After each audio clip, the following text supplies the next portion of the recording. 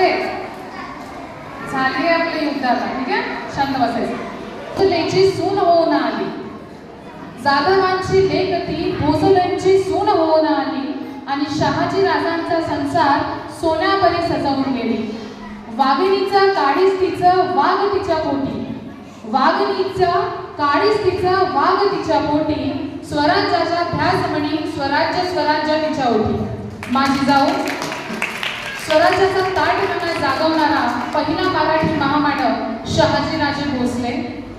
भूतकाळाच्या छाताडावर पाय देऊन वर्तमान काळ उलटा टाकून भविष्यकाळ घडवायला शिकवणारे राजे शिवाजी राजे भोसले, ज्याचे नाव घेतले की प्रत्येक तरुणाची छाती उंचावते असा तलवारीच्या पाठीवर मरून पेलणारा पण कधीही शरण न जाणारा मराठा राजपुत्र संभाजीराजे भोसले. शिवाजी महाराजांची समाधी शोधून काढणारे व शिवाजी यांची पहिली जयंती साजरी करून पहिला पोवाडा लिहिणारे क्रांतीसूर्य महात्मा ज्योतिबा फुले. विद्येविना मती गेली, मती विना नीती गेली, नीती विना गती गेली, गती विना वित्त गेले, वित्त विना शूद्र खचले. इतके अनंत एका अविद्येने केले आणि ही विद्या आपल्याला प्राप्त करून देणारी विद्येची आराध्य दैवत क्रांतीसूर्य सावित्रीबाई फुले. गुलामाला गुलामीची जाणीव करून द्या, तरच तो बंड करून उठेल असा संदेश समाजाला देणारे भारतरत्न डॉक्टर बाबासाहेब आंबेडकर आणि तमाम महापुरुषांच्या महामानवांच्या विचारांना मी अभिवादन करते. खरं तर अंतःकरणातला हा आनंद असा हा दिवस छत्रपती शिवरायांचा जन्मोत्सव आपल्या शाळेत साजरा होत आहे आणि महाराजांचा इतिहास पुन्हा पुन्हा गाजतोय याचा मला सार्थ अभिमान वाटतो. महाराष्ट्राच्या भूमीवर मुघलांचा तांडा चालू होता तेव्हा हाडाची काढत आणि रक्ताचं पाणी करून माणसं जगत होती. तेव्हा या महाराष्ट्राला हवा होता एक झंकार, झगमगता पेटता अंगार आणि अखेर ती वेळ आली. 19 फेब्रुवारी 1630 ला शिवनेरीवर एक तारा चमकला आणि जिजाऊंच्या पोटी हिरा जन्मला. तोच हिरा पुढे सह्याद्रीचा छावा झाला. सह्याद्रीच्या कुशीत जन्माला आलेला हा छावा शिवाजी नेमका कसा असेल, कसे असतील शिवाजी, कसे असेल ते धैर्य, कसे असेल ते शौर्य, कसे असेल ते धाडस, कसा असेल तो पराक्रम, कसा असेल तो अभिमान स्वाभिमान, कसा असेल ते नेतृत्व वक्तृत्व कर्तृत्व, कसे असतील शिवराय. लक्षात घेतलं म्हणजे समजतं. दीनदलित गरिबांचे पायी होते शिवराय, हरलेल्यांचे ताईत होते शिवराय, तुटलेल्या विनेचा झंकार म्हणजे शिवराय. आणि महाराष्ट्राच्या मातीला अस्मिता आकार देणारे आमचे वाघ म्हणजे शिवराय.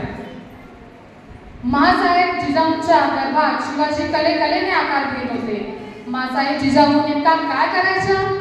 माझं बाळ गोरं जन्माला यावं म्हणून काजू बदाम केसर उघडून पीत नव्हत्या, तर ज्ञानाचं दूध करून राजांना पाजत होत्या. आणि हल्लीची आई काय करते? बेड रेस्ट, सोबतीला फुलताकडी फुलेना, तुझ्यात जीव रंगला, माझ्या नवऱ्याची बायको, आणि न कळतच सारे घडले. आणि लेकरू जन्माला आलं की न कळतच सारा घडते. आजकालची आई आपल्या बाळाला थोडं जरी लागलं तर तिचा जीव कासावीस होतो. परंतु जेव्हा बालपणी शिवाजींना घोडस्वारी तलवारबाजीची शिकवण दिल्या जात होती तेव्हा शिवाजी प्रशिक्षण घेत असताना खाली पडले आणि मग काही सैनिक त्यांच्या मदतीला गेले. मदतीला जात असताना जिजाऊंनी त्यांना थांबविले व शिवाजीला स्वतः उठायला सांगितले आणि हे बालकडू जिजाऊने शिवाजीला पाजले. एक मुलगा होता 12 वर्षाचा राजस्थानचा आणि तो चुकून काय झालं महाराष्ट्रामध्ये आला आणि एक शेतकऱ्याला म्हणाला, इथे कोणी राजा आहे का जो कल्याणकारी आहे? असा कोणी माणूस आहे जो कवींना प्रेरणा देतो? शेतकरी म्हणाला, हो आहे की. मुलगा म्हणाला, हो मला भेटायचं आहे त्यांना. काय नाव आहे त्यांचं? शेतकरी म्हणाला, शिवाजी राजा नाव आहे बरं का. मुलगा म्हणाला, शिवाजी राजा? कुठं राहतो हा राजा?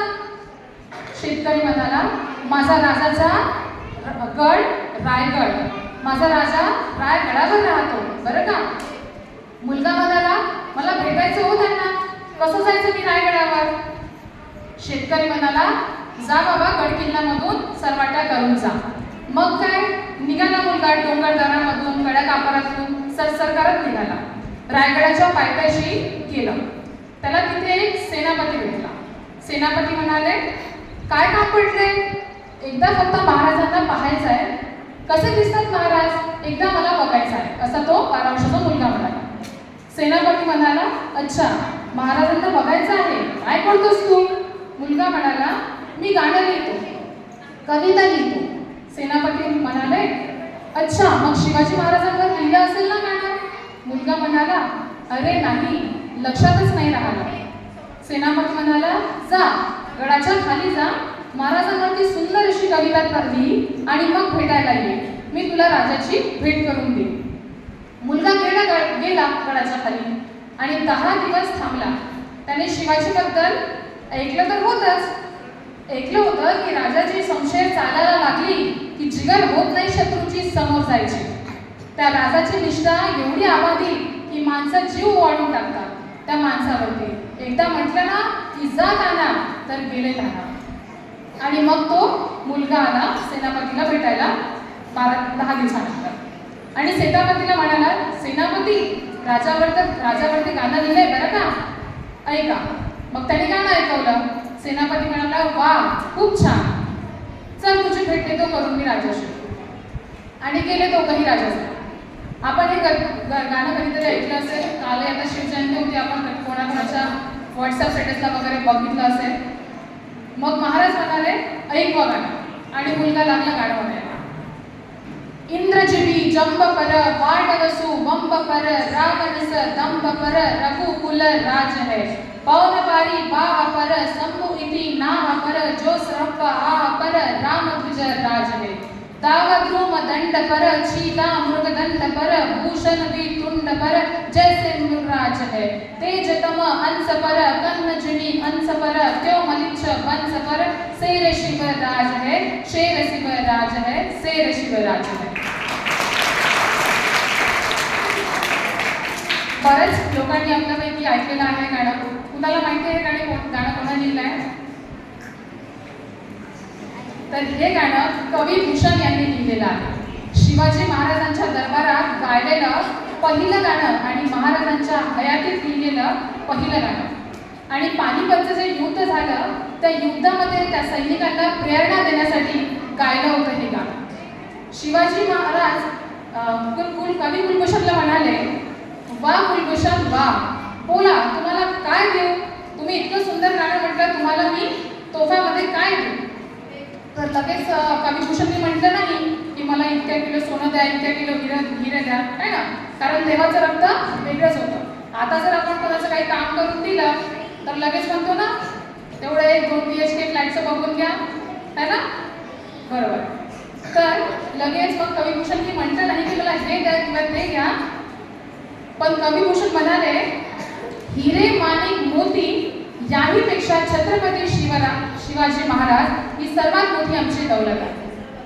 हा देश अखंड राहावा, या देशातला जन्मानूस अखंड राहावा यासाठी इथल्या लोकांनी आपलं प्रेम दिलं, स्वतःला वाहून दिलंय.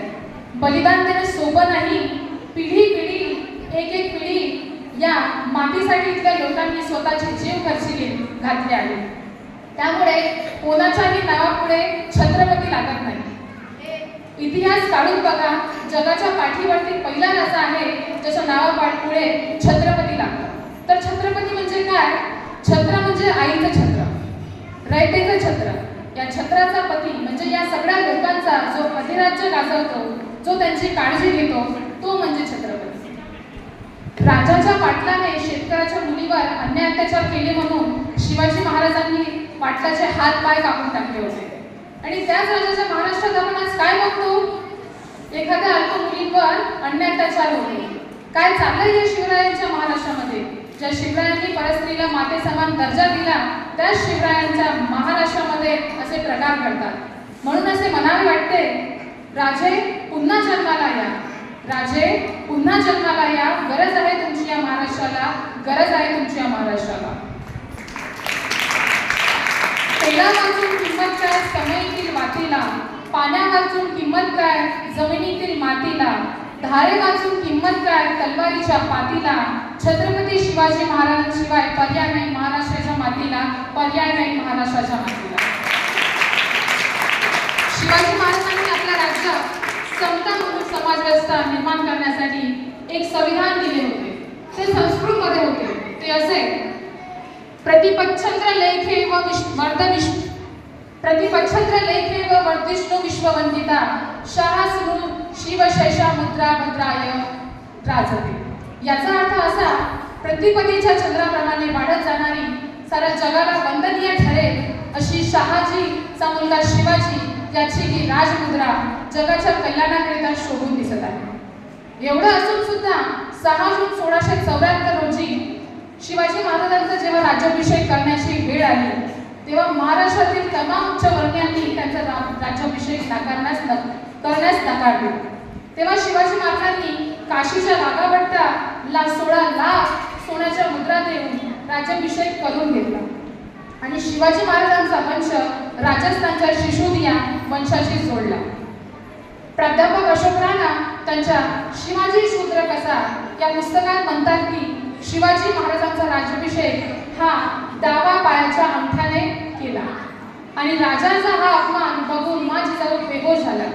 हा सदमा सहन न झाल्यामुळे 13व्या दिवशी मा जिजाऊंचा करून अंत झाला आणि याचा प्रतिशोध म्हणून निश्चलपुरी या गोसाव्याच्या हातून 24 सप्टेंबर 1674 रोजी शाक्त विधी पद्धतीने हिंदू धर्म पद्धत त्यागून आपला दुसरा राज्याभिषेक केला.